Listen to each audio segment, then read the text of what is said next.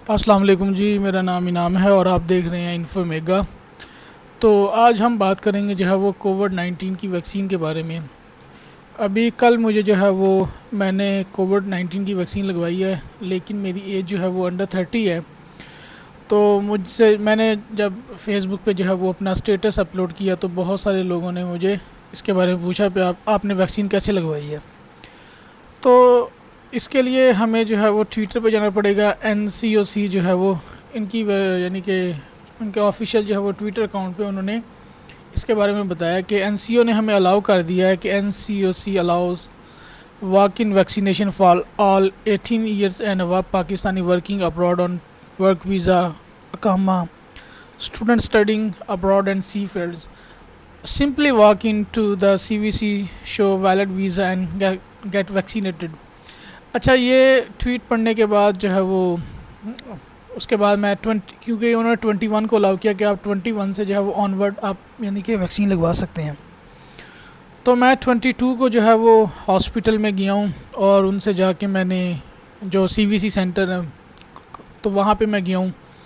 वहाँ पे मैंने उनको जाके ये ट्वीट पढ़ाई है। तो वहाँ फिलहाल उनको जो है वो उस वक्त तक इसके बारे में नहीं पता था। तो उन्होंने मुझे कहा है कि आप प्रोसेस को फॉलो करें, वो शायद आपको भी यही कहें जहाँ आप जाएंगे। उन्होंने मुझे सिंपली ये कहा कि आप nims.nadra.gov.pk इस वेबसाइट पे आप जाके जो है ना वो अपनी रजिस्ट्रेशन करवाएं।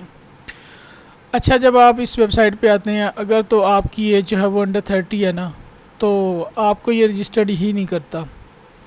और उसके अलावा एक और इशू भी आता है। दूसरा इशू ये आता है कि अगर आप यहाँ पे एज अ फ़ॉरेन यानी कि नेशनल अप्लाई करने की कोशिश करते हैं तो यहाँ पे ये देखो कोरोना वैक्सीनेशन के लिए इंदराज, ठीक है, ये उर्दू में वेबसाइट है। शनाख्ती कार्ड नंबर, शनाख्ती कार्ड की तहरीर अजरा, ये वो। उसके बाद यहाँ पे ये देखो foreign national can now register for कोविड-19 वैक्सीनेशन प्रोग्राम। अच्छा, ये अब जब आप इसको क्लिक करते हैं तो ये आपको यहाँ पे ले जाता है, जिसके अंदर आप अपना पासपोर्ट नंबर प्लस अपना सेल फ़ोन नंबर करके जो है वो रजिस्ट्रेशन कर सकते हैं। लेकिन मैं आपको अभी भी कर दूं, ये मेरा पासपोर्ट नंबर है, ठीक है। तो और उसके बाद मैं अपना ऑपरेटर करके देखूंगा तो ये मुझे रजिस्टर्ड नहीं करेगा। उसकी वजह मैं आपको बताता हूँ। उसकी वजह ये है कि उसके मैं आपको दो नोटिफिकेशन दिखाता हूँ जो ये देता है, ठीक है। तो अच्छा, ये देखो, इसने मुझे कहा कि currently registration for age group 30+ is in process. अभी ये जो लग रही है वैक्सीन नेशनल को जो है सॉरी फॉरेन नेशनल को, ये 30+ के लिए इन प्रोसेस है। और ये सेकंड मुझे ये कह रहा है provided passport number is not available in our system for registration. ये दो इश्यूज़ हैं जिसकी वजह से आपको यहाँ पे आप रजिस्टर नहीं कर सकते। और अगर आप वो यानी कि जो उर्दू वाली यानी कि जिसके अंदर आप अपना ID कार्ड नंबर डाल के जो रजिस्ट्रेशन कर सकते हैं, वहाँ भी आपको सिंपली यही कहेगा कि अभी आप अंडर 30 हैं। तो इस सारे प्रोसेस को उन्होंने जो है वो NCO वालों ने हल किया और उन्होंने हमें कहा है कि आप जो भी स्टूडेंट्स हैं, लेकिन जो भी लोग वर्क करते हैं बाहर, वो पाकिस्तान में आए हुए हैं किसी भी वजह से, और उनके पास जो है वो वैलिड वीज़ाज़ हैं, वर्क वीज़ाज़ हैं, स्टूडेंट वीज़ाज़ हैं, वो किसी भी जो है वो नियरेस्ट सेंटर में जाएं और वहाँ पे जाके अपने डॉक्यूमेंट्स शो करवाएं। डॉक्यूमेंट शो करवाने के बाद वो वैक्सीनेशन करवा सकते हैं। अभी हम इसको जो है वो देख लेते हैं डिटेल के अंदर। मैंने ये पिक्चर्स डाउनलोड की हैं। तो मैं जो 2 दिन जाता रहा हूँ तो उनको मेरी बात जो है वो समझ आती थी, लेकिन उनके पास नोटिफिकेशन नहीं था। आप भी जब जाएंगे तो शायद आपको यही यानी कि इशू करना पड़े, यही मसला जो है वो आपको फेस करना पड़े कि वो आपको कहेंगे कि आप पहले ये जो निम्स डॉट यानी कि जो है वो nims.nadra.gov.pk पे जाके आप अपनी रजिस्ट्रेशन करवाएं।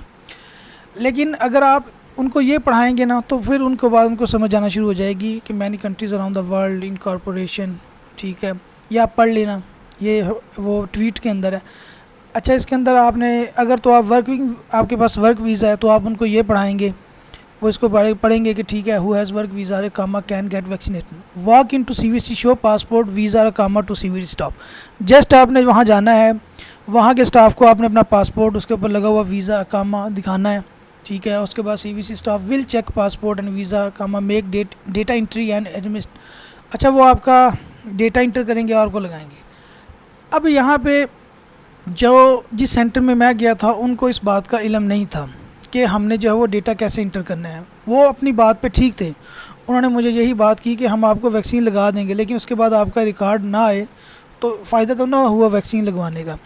तो मैं जो है वो एज अ स्टूडेंट मैंने वैक्सीन लगवाई है, ठीक है। Walk into the NECVC, show passport and study visa, same process है।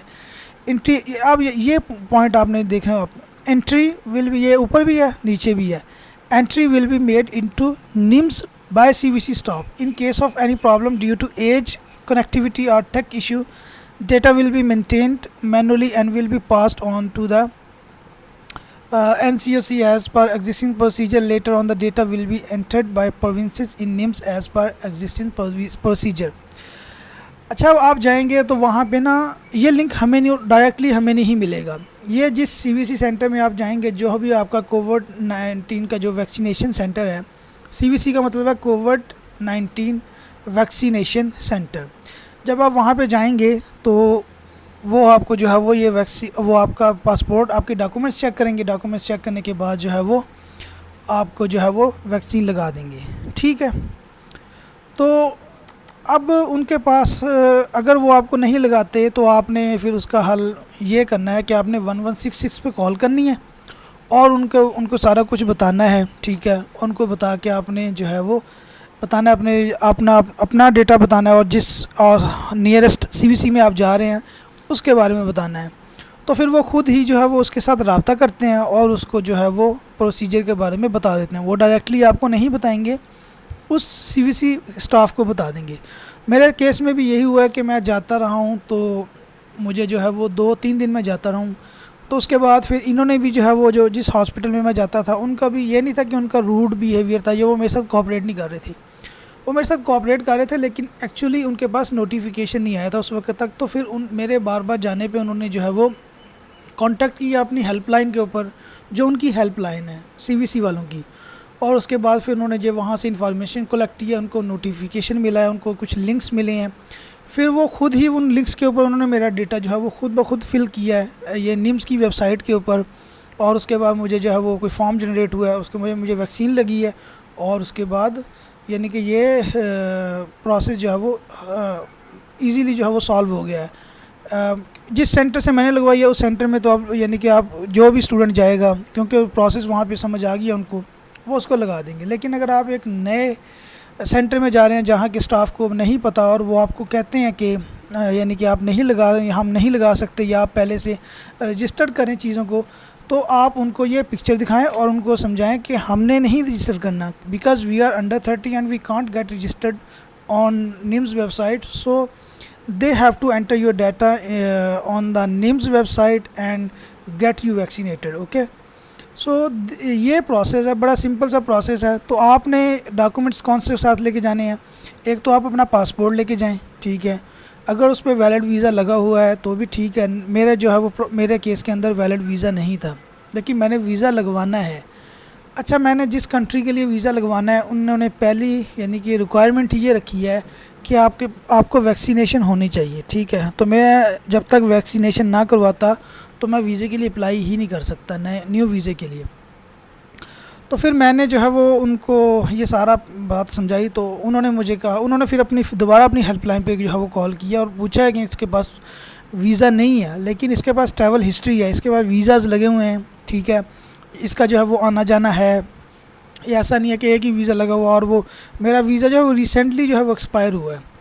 तो ये सारी चीज़ें जो है वो उन्होंने फिर नोट की और उसके बाद उन्होंने मेरा जो है वो डेटा अपने सिस्टम के अंदर एंटर किया है और उसके मुझे वैक्सीनेशन लगवा दिया। तो जब भी आप जाएंगे आपने अपना पासपोर्ट विद वैलिड वीज़ा और नो प्रॉब्लम। उसके बाद आप अपना जो आपके पास कोई डॉक्यूमेंट है, जिस तरह वीज़ा फॉर्म होता है, उसके ऊपर एक ड्यूरेशन लिखी होती है कि आप वहाँ उस कंट्री के अंदर कब से कब तक यानी कि स्टे करेंगे, ठीक है।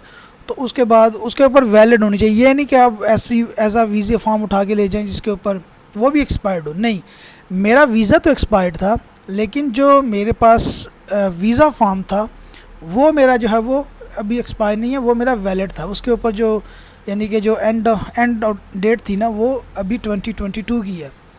तो उस वजह से उन्होंने मुझे फैसिलिटेट किया है और इस तरह मुझे वैक्सीन लग गई है। तो आप भी जाएं और उसके बाद इस सिंपल प्रोसेस को फॉलो करें। अगर उनको नहीं समझ आती तो उसमें उनका कसूर नहीं है, शायद उनके पास नोटिफिकेशन ना आया हो, शायद इससे पहले उनके पास केस ही ना आया हो। तो आप उनको ये सारी चीज़ें समझाएं, ठीक है। वो उसके बाद ख़ुद अपनी हेल्पलाइन पे जो है वो कांटेक्ट करेंगे और इस तरह आपको जो है वैक्सीनेशन बड़ी ईजी लग ले जाएगी। तो उसके अलावा आपका कोई भी क्वेश्चन हो इससे रिलेटेड आप मुझसे पूछ सकते हैं, लेकिन आपने जाने से पहले इस एक ट्वीट को आपने गौर से पढ़ लेना है, ठीक है। इस ट्वीट को आपने पढ़ लेना है, इसके अंदर जो पॉइंट्स उन्होंने बताए हुए हैं उसको आपने जो है वो नोट डाउन कर लेना है, और जो पॉइंट मैंने आपको बताए हैं आपने उसको भी जो है फॉलो करना है कि आप अपने पासपोर्ट प्लस सम टाइम जो है वो आपके पास एडमिशन लेटर होता है, वीज़ा नहीं होता, आप उनको बताएं कि मेरे पास एडमिशन लेटर है, इसकी बेस के ऊपर जो है मैं अभी मुझे वीज़ा लगवाना है। लेकिन जिस तरह मैंने आपको बताया कि मैं वीज़ा लगवाने से पहले उन्होंने मुझे कहा कि वैक्सीनेशन ज़रूरी है, वीज़ा बाद में लगेगा, वैक्सीनेशन पहले होगी, आप वो कार्ड हमें देंगे तो वैक्सीनेशन होगी। तो ये सारी चीज़ें आप उनको बताएंगे तो इंशाल्लाह ताला वो आपके साथ, यानी कि मुझे यकीन है कि वो आपकी बात सुनेंगे और आपको फैसिलिटेट करेंगे। और उनको ना समझ आई तो वो अपनी हेल्पलाइन पे कॉल करेंगे। अगर फिर भी कोई इशू आता है, उनको नहीं समझ आती हुई, आप उसके साथ कोऑपरेट नहीं करते, तो वेरी सिंपल, आप 1166 पे कॉल करें और उनको सारी डिटेल बताएँ, ठीक है। इंशाल्लाह ताला उनको अपने सेंटर का नाम बताएं तो वो उसके बाद वो ख़ुद ही जो है वो आपके सेंटर के साथ रब्ता करके आपका इशू सॉल्व कर देंगे। तो आज तक के लिए यही, होपफुली आपको ये मेरी वीडियो पसंद आई होगी। तो इसको खूब शेयर करें, जो लोग जो है वो वैक्सीन लगवाना चाहते हैं, अब 18 है, अंडर 30 हैं बट दे आर एलिजिबल, तो आप उनको जो है वो बताएं, इस वीडियो शेयर करें उनके साथ, ठीक है। इस तरह हम बहुत सारे लोगों का जो है फ़ायदा हो जाएगा। तो तब तक के लिए जो है वो अब नेक्स्ट वीडियो इंशाल्लाह ताला किसी और बारे में होगी। तब तक के लिए अल्लाह हाफ़िज़, अस्सलामु अलैकुम व रहमतुल्लाह।